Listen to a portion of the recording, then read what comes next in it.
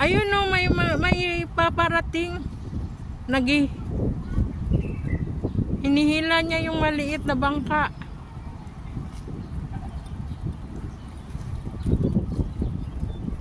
Andito kami sa One Silver Seaside at yan, naka-standby yung isang fishing boat.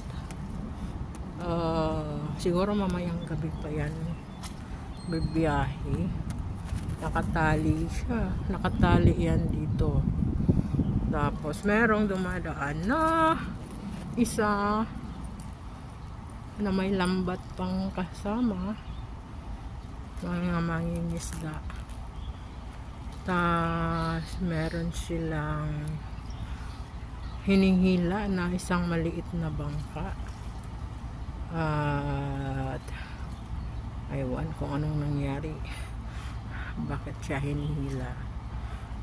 So ayan, papauwi na siguro yan doon sa kanilang mga lugar.